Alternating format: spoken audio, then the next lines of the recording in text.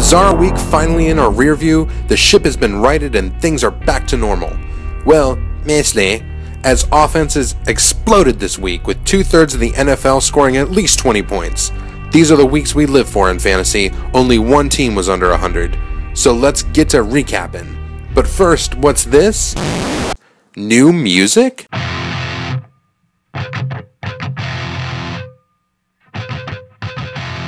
Not with a 1-3 record. Despite big games from Roddy White and Stephen Ridley, the weak sauce from 5 members of the Toads starting lineup was his downfall this week, dropping last year's runner-up into last place. How was Tony Romo the better choice despite throwing 5 interceptions? And you, Dennis Pitta? What's your damage? On the other side of the screen, the Peyton to Decker bromance that everyone got a fantasy boner over in the preseason finally seems to have come to fruition as the two hooked up 7 times last Sunday until Decker finally got into the end zone.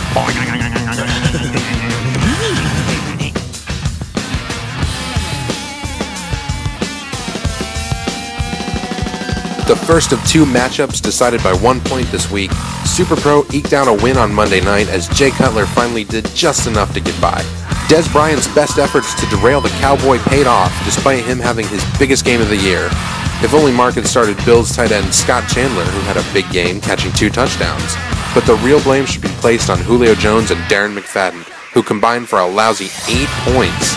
The Super Pro continues to rely on Browns rookie running back Trent Richardson, who is affectionately known in Cleveland as, "Please don't leave us, you're all we have."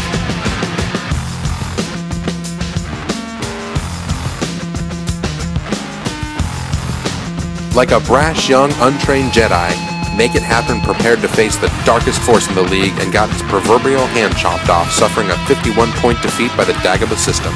Perhaps it's the rotating quarterback system he's employing, though neither of the two sitting on the bench would have done much to change the outcome of this match.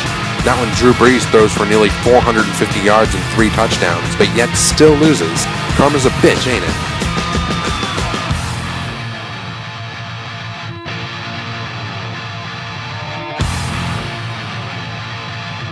The Chocolate Vampire continues on a hot streak thanks to Golden Boy Tom Brady, who rewarded the fantasy faithful with a huge game.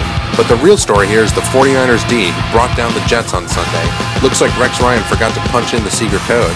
Meanwhile, Ocho continues to suffer casualties, losing San Antonio Holmes for the season, and Hakeem Nicks not looking like he's coming back anytime soon, and the law firm's fumble-free game streak still stuck at 0.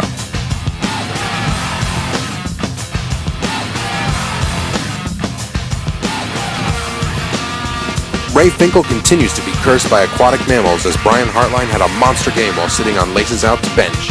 Any 2 of his 48 points would have made the difference here, as Over the Dwayne Bowe won their first game by the slimmest of margins. Not letting the inaccurate reception get him down, Aaron Rodgers got his groove back, throwing 4 touchdowns against the lowly Saints in one of the many shootouts this week.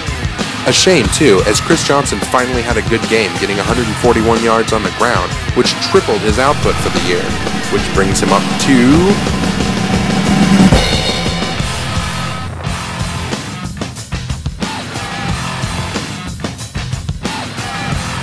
The haters' bad luck streak continued as they lost again despite having the 4th highest scoring team this week. Meanwhile, the newly iconed Raiders continue to roll, thanks to Marquez Colston's 9 for 153 and a score gain, and Cam Newton putting up some big numbers in a heartbreaking loss to the Falcons. Cam Newton, eh? It will be mine. Oh yes, it will be mine. Both teams have big matches this week as the Raiders take on the streaking Choculas and the haters face off against the equally 1-3 Laces Out. Broke even last week. This week, Hypnotoad over Super Pro, Yoda over Colt McCoy, Cowboy Curtis over Chad Johnson in the upset special of the week, Over the Dwayne Bowe over the Make It Happen, Raiders over Choculas, and haters over Laces Out.